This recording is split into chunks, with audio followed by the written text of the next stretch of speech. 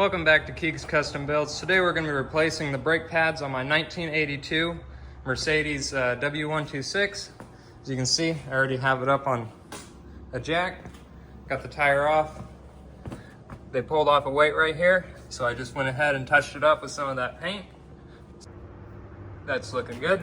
Now over here at the brake, we're going to be taking the caliper off to get the brake pads out. There is one bolt right there.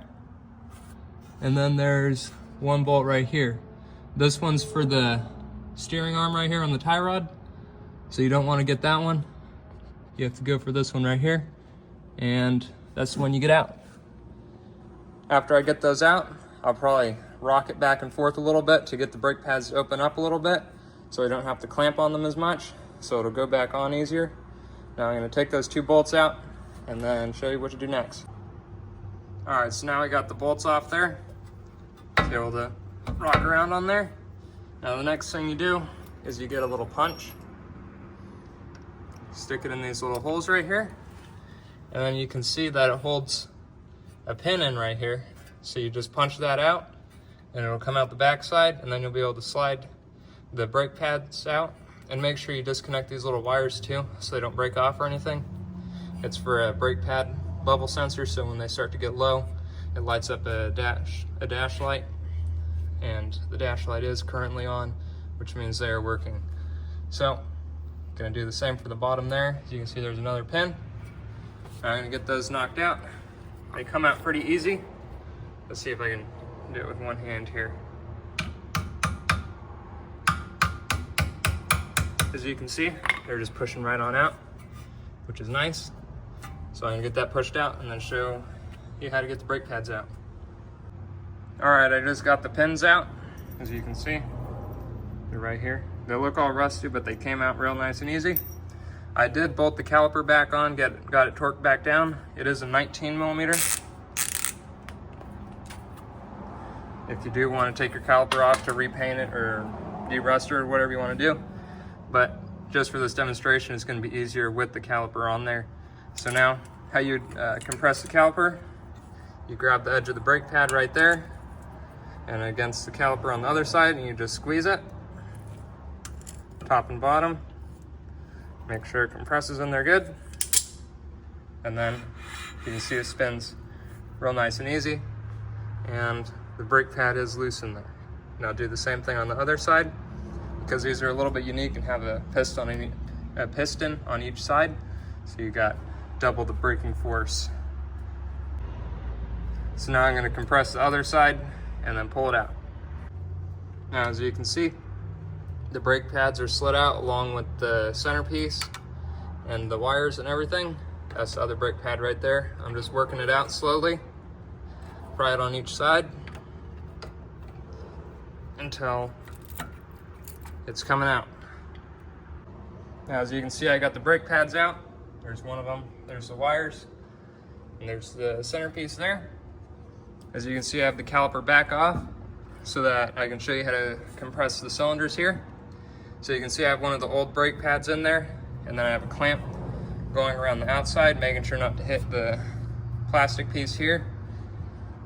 Now all you have to do is tighten up that handle, and it compresses it down. Make sure to get both sides so it's going to be easy to put the new brake pads on, as they're a whole lot thicker than these old ones. You can see, hang on a second. That's the wear line on it right there. So you can see they were all the way done. This one's just about the same. Now I'm gonna compress this one down the rest of the way and then put the new brakes on it. Here's the old one on the left, new one on the right. You can see how thick they are. It's pretty thick for a brake pad, I think. I don't know. Maybe old cars had thicker ones than new cars. But anyway, these are the rear ones, which are really tiny compared to the front ones. Also a little bit weird. I don't know. Stick them on. All right, now I got the brake pads back in the caliper. All I did to get them in there is I stuck the brake pads inside the caliper and then just slid the whole thing over the disc brake there. And it went on a little bit tight, but as you can see on this rotor, it's got all kinds of grooves and stuff in it. I did pulled the wire grinder like that down there and then spun the rotor and just took off very light amounts because that edge had a pretty big lip on it. But it's all taken off now, or mostly. Still got ridges in it. But you can see I didn't gouge it or anything. Just held it there real careful and spun it. Got it all smoothed out. It went on there pretty easy. Still a little bit tight. You can see I have one pin in there right now because I wanted to show you how this metal piece right here goes. So you can see it has kind of angle pieces on the sides here. The angle pieces go down like that, and it hooks under that pin right there, and then it would hook under the pin on that side right there too. I think it'll be easier to put the little brake pad sensors on there and then put that metal piece in there. So that's what I'm gonna do next. I'm gonna stick these in there and then put that on. All right, as you can see, I have one in there. They just slide in real easy. You can see they just have a little end right there.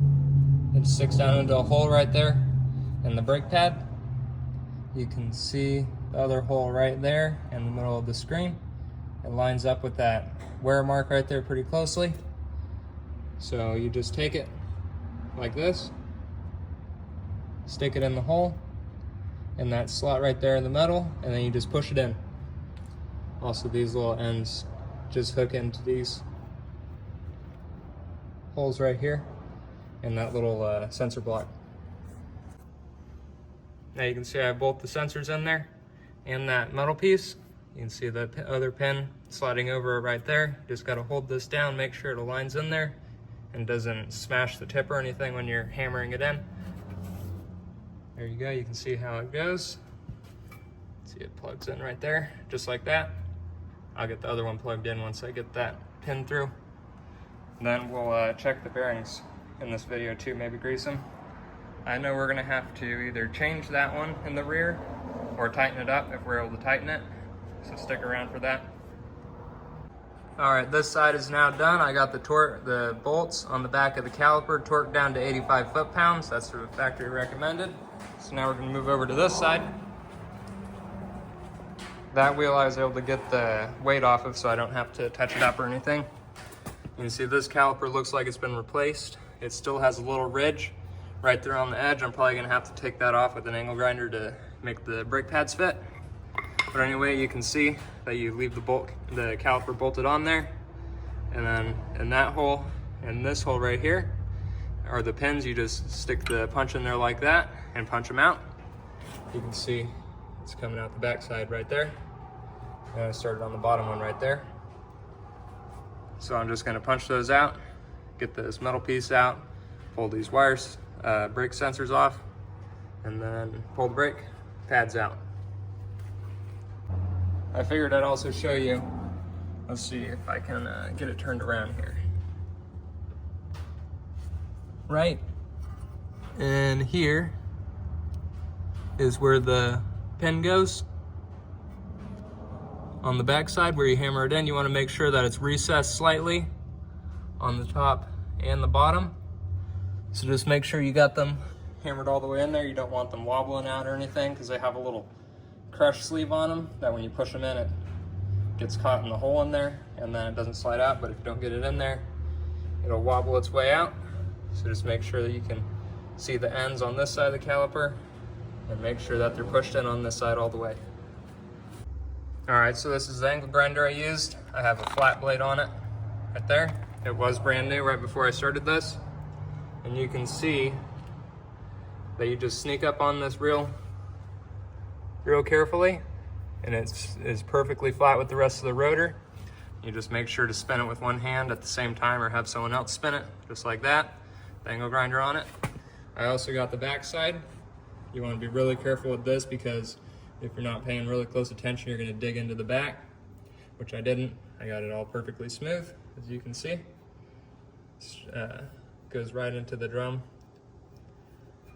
just like brand new. So now I'm gonna put the new brake pads in the caliper that I have stuck up there, and we're gonna put it on. All right, now I got this side on. I compressed the pistons Stuck the brake pads in there and slid it on. These are really tight. I don't know if it's just the brand. These ones are Bosch, and these ones over here are Brake Vest Select. I don't know if maybe they make these ones thicker than the old Bosch ones. So maybe if you don't want these ones that are really tight, go with the Bosch ones. I don't know. It's just this is pretty weird how tight it is, and it's set up just about all the way against the caliper on both sides. This side right here is a little bit recessed, so it doesn't look like it's right up against it, but it is. I don't know, just something weird. Anyway, gonna get this all put back together. Gonna get these little sensors put in there first, and then get that metal piece put in. I wanted to show you right before I put the pin back in. You can see that little crush sleeve on there. That goes into the metal housing and then crushes in there and holds it in there good and tight. You see it's on there good. Now I'm gonna stick this one back in there. All right, now I have the brakes changed on both sides on the front end. Got the wires tucked in so they don't snag on anything. Have the bolts blue Loctited and torqued down to 85 foot-pounds, which is factory specifications, and everything's looking good. Now we're gonna check out these wheel bearings here, make sure they're still tight, grease them up, and then we're gonna put the wheels back on it and head over to the rear end. Well, it turns out there actually isn't a grease zert under there. It's just you pack it when you put it all together. And, well, I'm not gonna be able to grease it, but it still looks like it's full. So I'm gonna put that cap back on. We're gonna put all the wheels back on it and head back there. All right, now we have the car spun around in here. The driver's side wheel here has a very slight amount of wheel bearing wobble, so we're gonna try to get that tightened up. Now let's get that wheel off. Now that we have the wheel off, I wanna show you something that's a little bit weird with these cars. As you can see, this is the sway bar right here, but the link is made of plastic. I guess if the Germans think it's okay, it's gonna be all right for this car. So now you can see right here, in that hole is the bolt to tighten up the wheel bearing. So we're gonna get that tightened up, but real quick, we're gonna replace the brake pads first. You can see the rear caliper is much smaller than the front one. And it's a single plate disc right there too. A little bit weird. Now let's get that brake caliper, actually we're gonna knock the pins out on this one too. You can see they stick out right here. Pins that go through. And you can see how the metal piece goes in there. The angled part going down. Right there. I'm gonna get those knocked out. All right, now I have the pins out along with that metal spacer. And this one, the bolts are also out on the back too. This one's actually gonna come off with one hand, it looks like. Just like that. That's nice, not having to use the pry bar on it. I thought I was gonna have to use a pry bar on it, so I brought this one out, but it was already loose on there. And it might be because this one doesn't have very much of a lip right here on the edge. Might only do a few passes around it with the angle grinder, spinning it. Probably not, because other tires on the ground, you're not really able to pick it up with both tires off the ground without two jacks, one on each side. So I guess you're just gonna have to stay like that, and we'll swap out the brake pads. All right, as you can see here, the new pad and the old one, the wear line is completely off of that new, or the old one, along with this one right here. This one is getting pretty thin. So, I'm gonna have to spread out the calipers here, the pistons in there, and then I'm gonna try stuffing these in there. Hopefully they go in easier than the fronts. As you can see here, I'm using a much smaller clamp because it wouldn't be able to fit, or the old big ones that I was using on the front wouldn't be able to fit in here in this gap. They compress pretty easy. Definitely much easier than the front ones, so that's nice. I have them completely compressed now, so we're gonna slide the brake pads in and then put the pins on, slide it back over this. All right, we have the pins in and that metal spacer. Just spread out the brake pads with my finger. Now,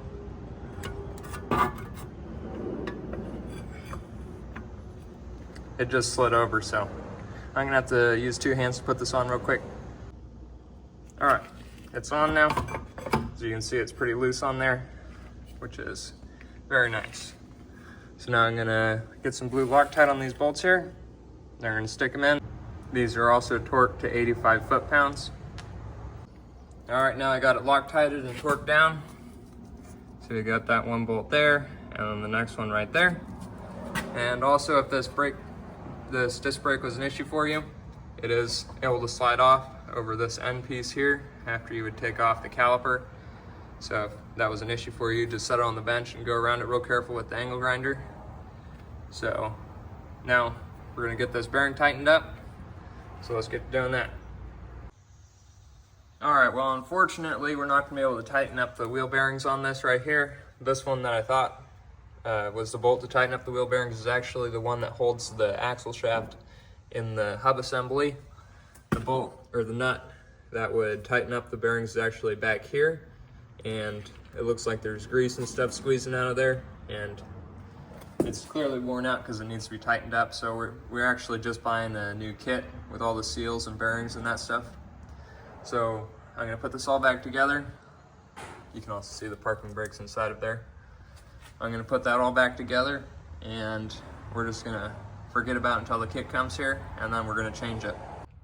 All right, now we have the passenger side off with the wheel over there getting painted up. One of the weights was in the way when I first painted it, so now that weight's off because it got new tires. It's getting touched up right now. Anyway, we're gonna get this brake caliper off, get new brake pads on it, and put it all back together. And let's get that done. All right, I got that side all finished up, and the car's all back together now. And the wheel over here that I touched up, you can see that's where it was. It looks good now, along with that one that I also touched up. These rears took about 15 minutes each. And then the front right here took about an hour to get this side done because the brake pads were too thick for the rotor. And now over here, this side took 2 hours. I don't know if the rotor was too thick or the brake pads were too thick, something, the pistons wouldn't compress far enough, whatever it was just was not working. So eventually I got it put together, but that took 2 hours. So altogether, I'd say a 5 or 6 hour project, depending on how quickly you get it done, or if the front ones were quick and easy to do, this would have been done a whole lot quicker. But whatever, it is what it is. Anyway, if you guys want to see a road trip that I'm doing, it's going to be a lot of fun because I'm going to be going through Wyoming, Nebraska, through Colorado, some of the mountain roads. I think that's going to be pretty cool. And not sure what's going to happen if this car makes it. That's going to be awesome. If it doesn't, hopefully it's something minor that we can just fix up real quick.